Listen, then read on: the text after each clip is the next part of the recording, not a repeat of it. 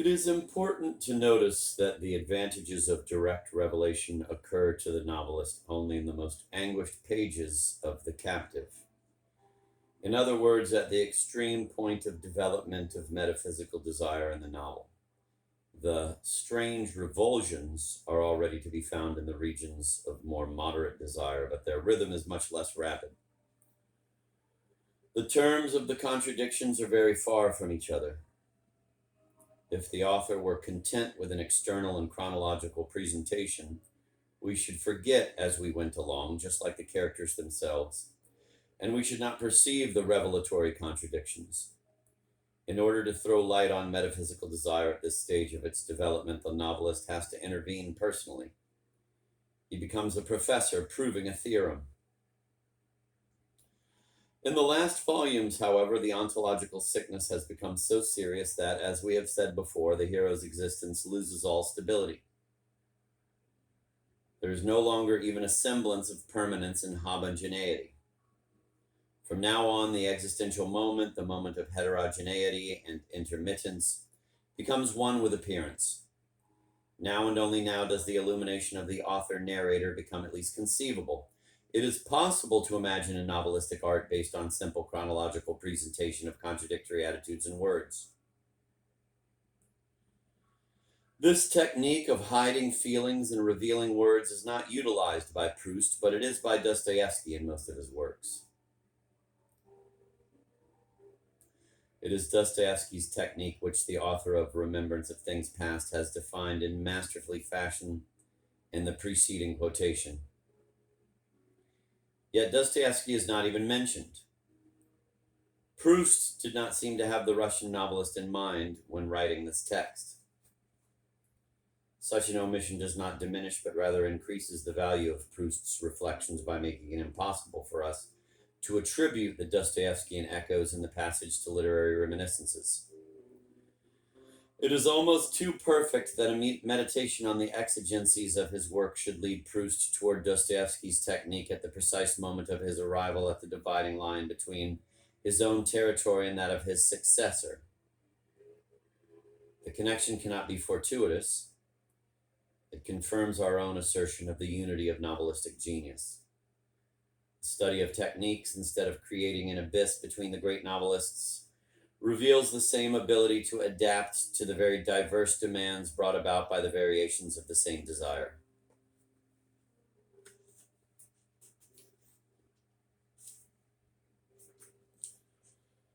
The technique of hiding feelings and revealing words is no longer simply conceivable. It alone is adequate when the strange revulsions of which Proust speaks become even more rapid than at the end of Remembrance of Things Past, and all the images which cause the action of the characters become so obscure and confused that any analysis would falsify their nature.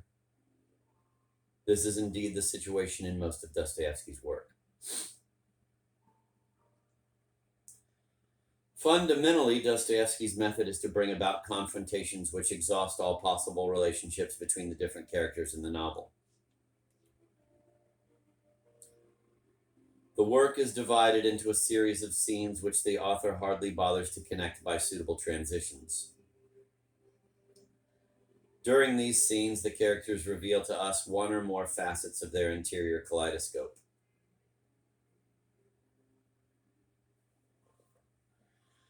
No one scene can reveal the whole truth about a character.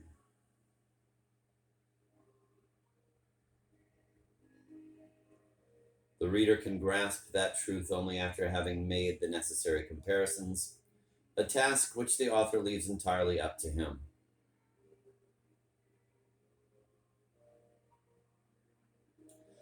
The reader is supposed to recollect. It is not the author who does the remembering for him, as in Proust. The development of the novel can be compared to a game of cards. In Proust, the game proceeds slowly. The novelist constantly interrupts the players to remind them of previous hands and to anticipate those to come. In Dostoevsky, on the contrary, the cards are laid down very rapidly and the novelist lets the game proceed from beginning to end without interfering. The reader must be able to remember everything himself.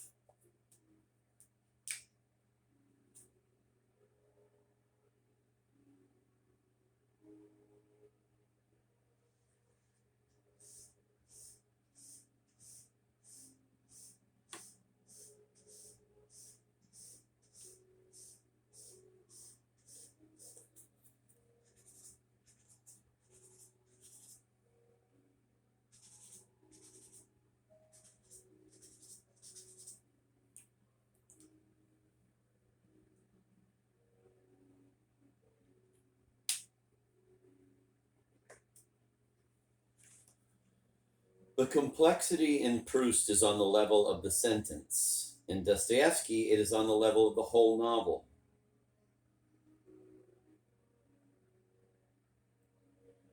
One can turn to any page of remembrance of things past and understand it immediately, but one must read a book of Dostoevsky's from beginning to end without skipping a line.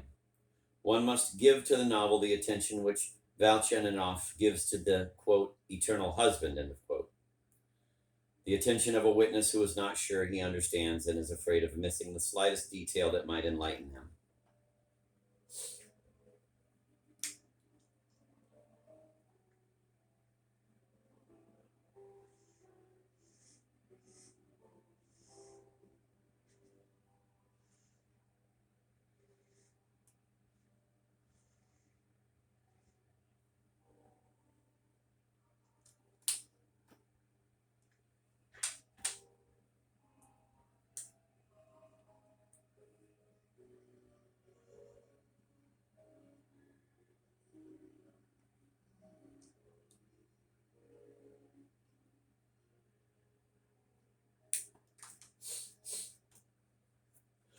Of the two novelists, obviously Dostoevsky runs the greater risk of not being understood. Obsessed by this fear, he stresses the revealing gestures, emphasizes the contrasts, increases the number of contradictions.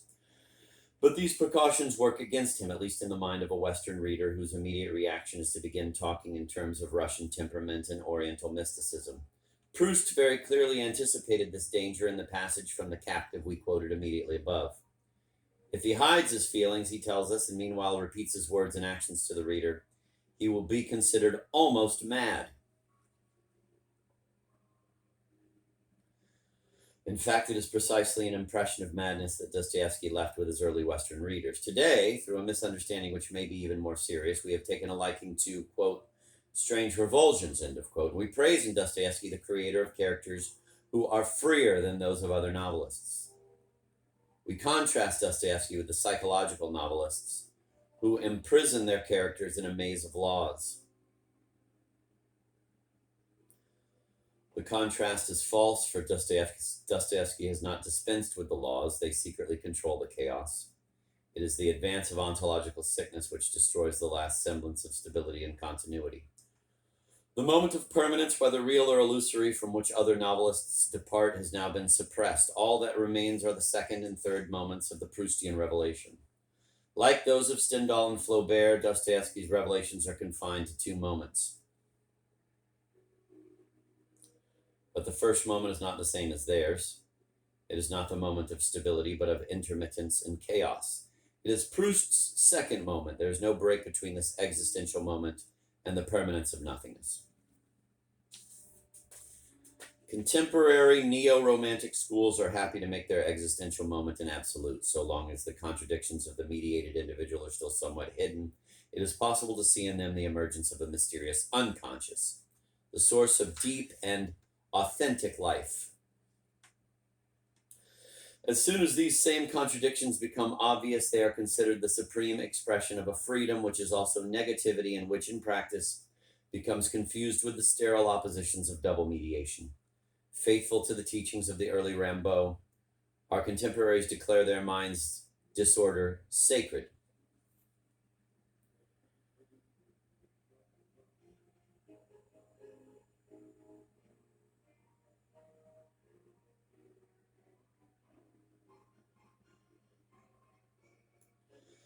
We should not judge novelists by the part which the existential moment plays in their work. Obviously, its role is greater in Proust than in novelists before him, and even greater in the work of Dostoevsky. The existentialist moment actually first appears in Proust, but it is hidden and mediate.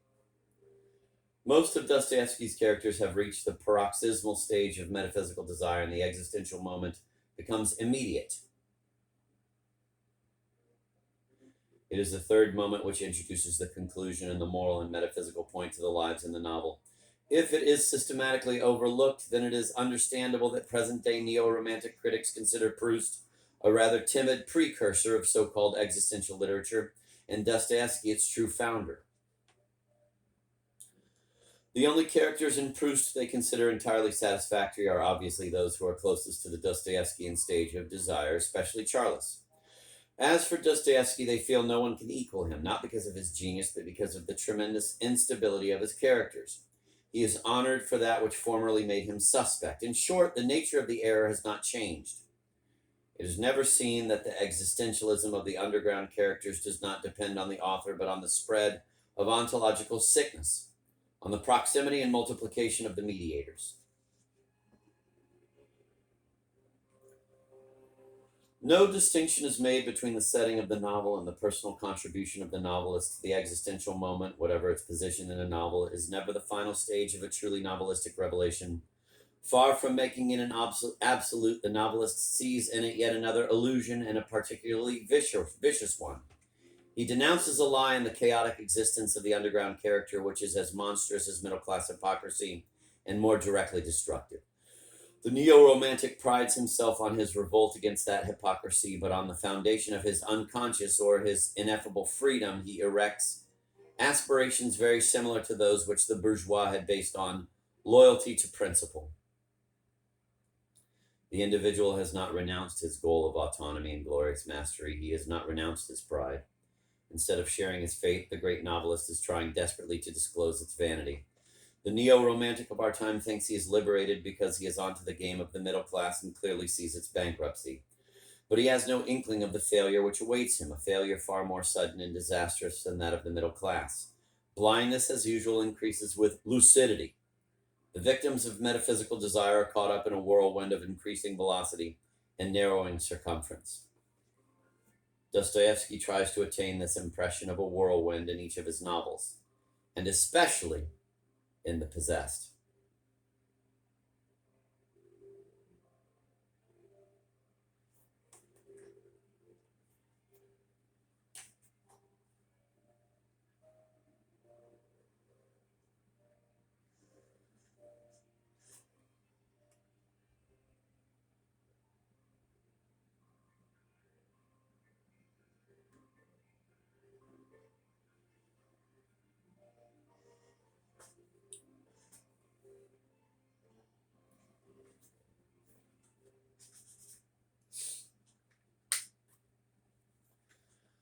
Variations in the novel's technique depend essentially on metaphysical desire. They are functional. The paths are always different, for the illusions are always different, but the end is the same.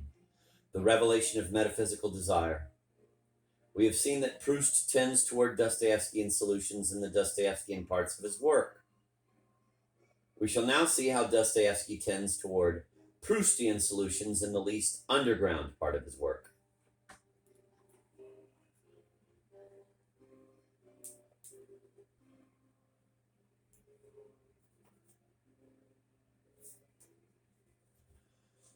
The characters in The Possessed belong to two different generations, that of the parents and that of the children. It is the latter who are the possessed in the proper sense of the term.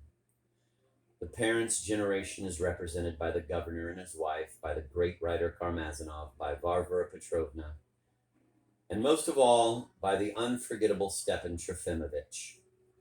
The parents are further from their mediator than are the children, and their universe constitutes what we should like to call the Proustian side of Dostoevsky's novel.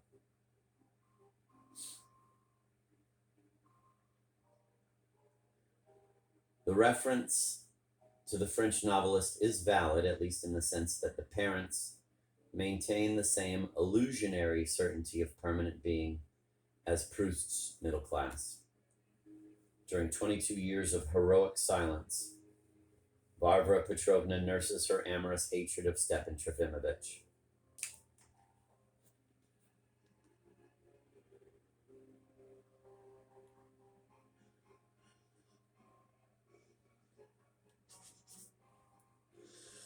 Stepan, too, leads an existence of mute protestation. He pictures himself as a part of the eternal truths of Russian liberalism.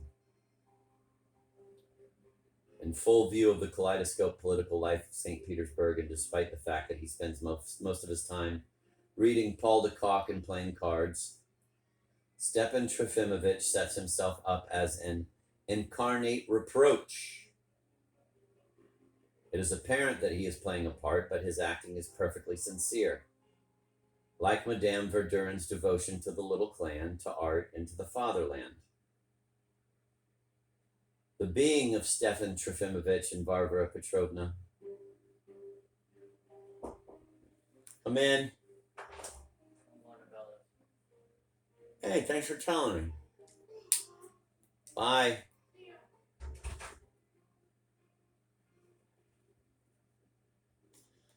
The being of Stepan Trofimovich is Varvara Petrovna, like that of Proust's bourgeois, is already deeply divided and disintegrated by a sterile pride. But the disease remains hidden. An unshakable loyalty to principles hides the work of decomposition. A serious crisis is needed to bring the truth out into the open.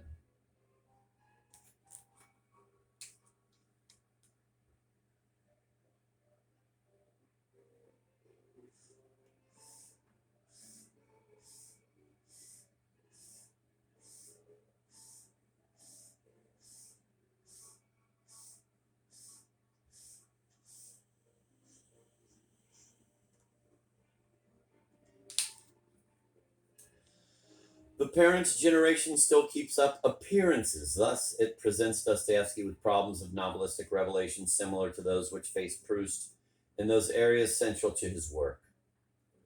We should not be surprised that the Russian novelist resolves his problem with a solution parallel to Proust's. Dostoevsky uses a narrator. This narrator returns through the past like Proust's narrator, and compares facts that are far removed from one another in order to reveal the contradictions that are the result of metaphysical desire. Dostoevsky tends toward a narrative, explanatory, and historical technique because at this point he cannot do without narration, explanation, and history. When the children are on the stage, the mediator is much closer. The rhythm of reversals grows faster, and Dostoevsky reverts to direct presentation. He forgets the narrator, whose role is purely utilitarian. He does not even seem to notice the question of credibility raised by the disappearance of this official intermediary between the reader and the universe of the novel.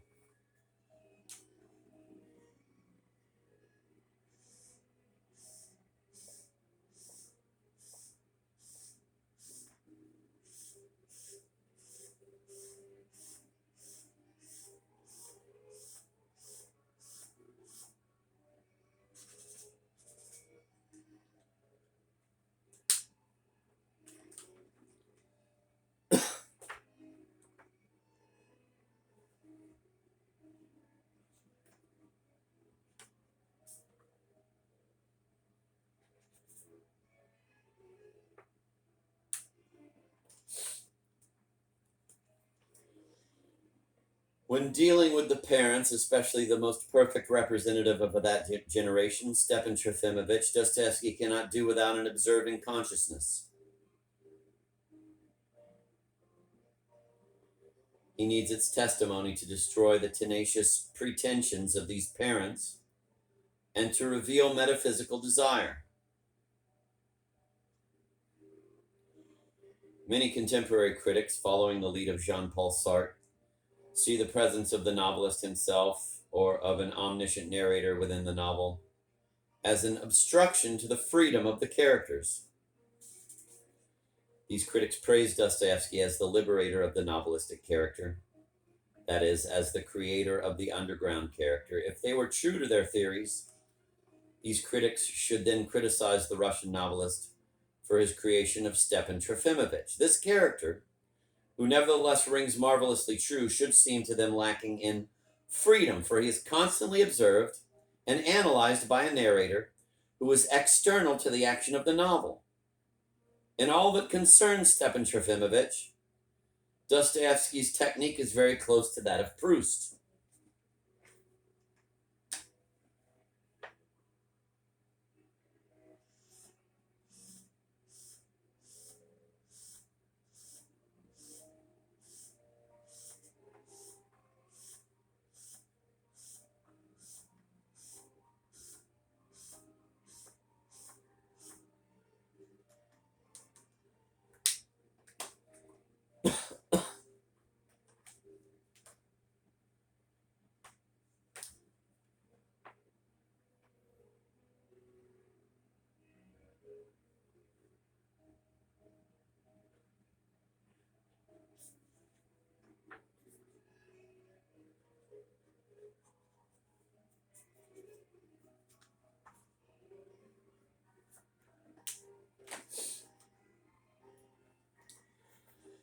The objection will be made that Dostoevsky's narrator is very different from Proust's. It is true, he does not give us the author's reflections on the art of the novel.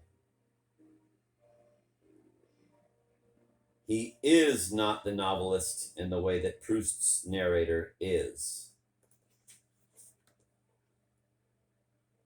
Dostoevsky's narrator possesses only one of the functions of Proust's narrator, the psychological function. He helps us understand what makes certain of the characters tick.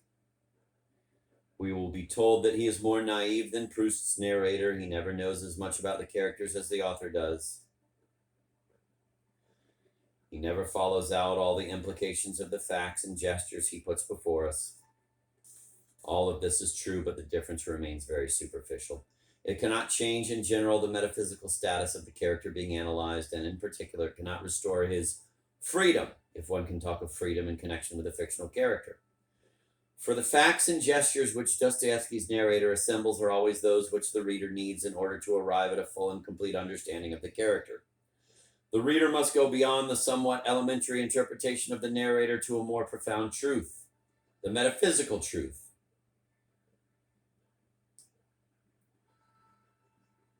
The inexperience and relative short-sightedness of the narrator ensures a unity of tone with the technique of direct revelation. The enigmatic atmosphere favored by Dostoevsky is preserved throughout.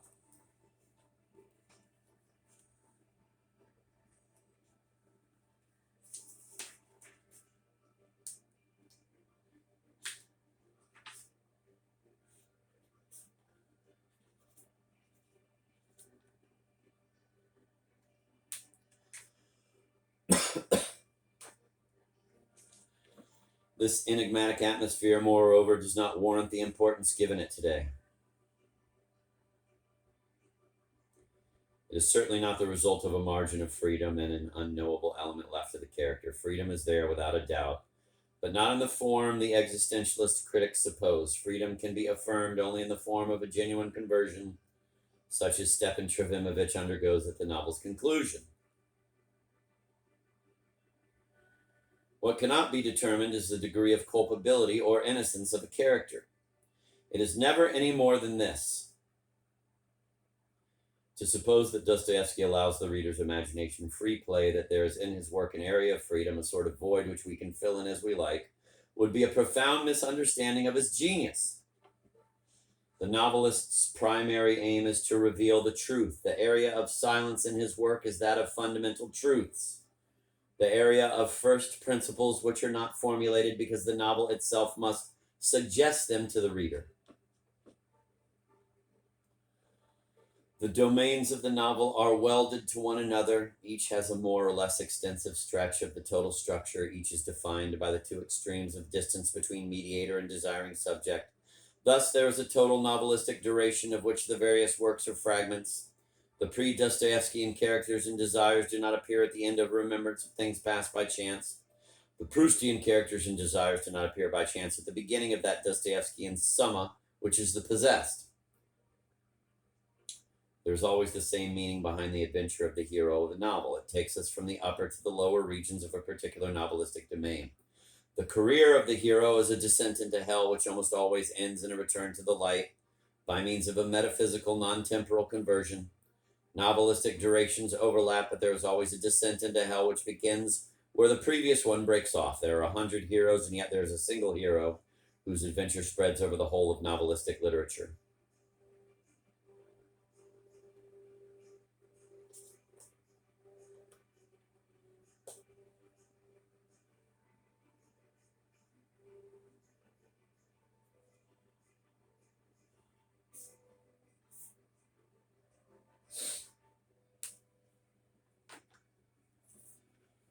Dostoevsky had a far clearer idea of this falling movement than the novelists before him. In The Possessed, he tries to make it visible. The transition from one generation to another makes clear the dynamism of the underground.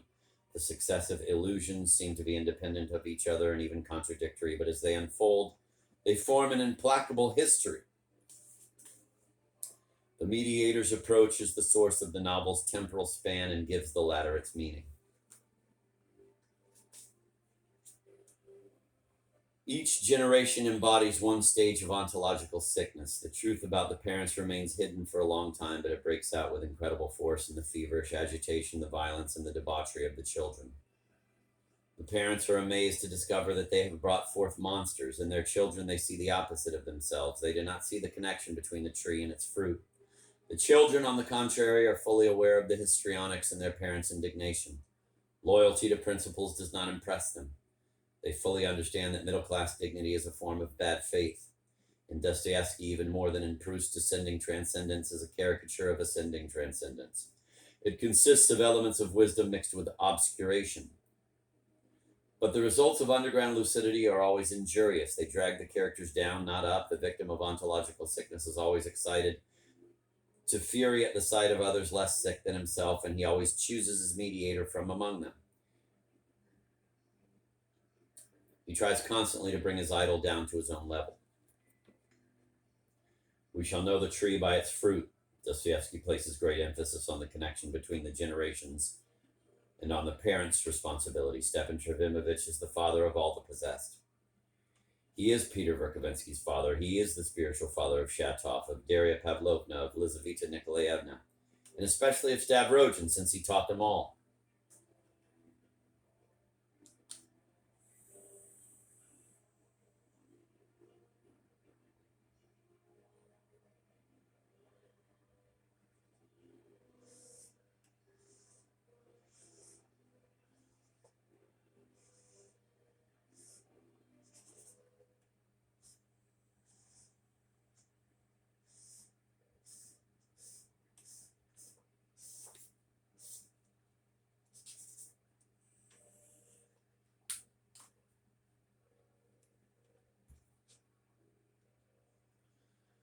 He is the father of Fedka, the assassin, since Fedka was his serf. Stepan Trofimovich abandoned Peter, his blood son, as well as Fedka, his son in the eyes of society. His noble rhetoric and romantic aesthetics do not prevent Stepan from failing in all his own concrete responsibilities. Romantic liberalism is the father of destructive nihilism. Everything in The Possessed starts with Stepan Trofimovich and ends with Stavrogin. The children reveal the truth about Stepan, but in his turn, Stavrogin reveals the truth about the children, the truth about all the characters. The parents' generation embodies the first moment of Proustian revelation as we defined it earlier. The children's generation embodies the second moment. Stavrogin alone embodies the third. Beneath middle-class loyalty to principles is the furious agitation of the possessed. And beneath this furious agitation is immobility and nothingness, the frigid acedia of Stavrogin.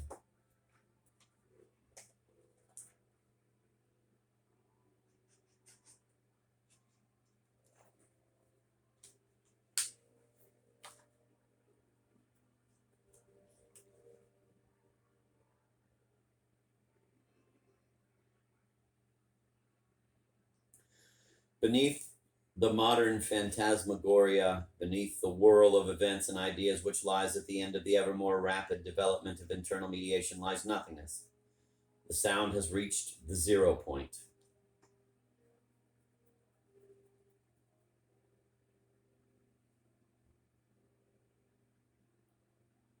And Stavrogin is the incarnation of that 0 point.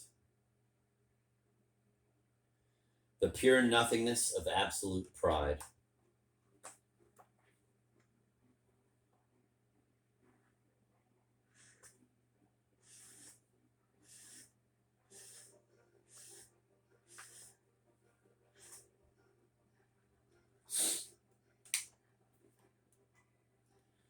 Stavrogin is the axis for all the characters of The Possessed and equally for all the heroes in previous novels and all the victims of metaphysical desire.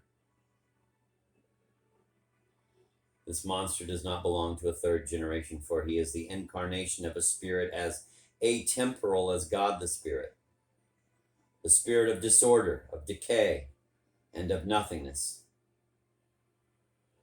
In The Possessed, Dostoevsky rises to the level of an epic of metaphysical sickness. The characters of that novel acquire a quasi-allegorical significance.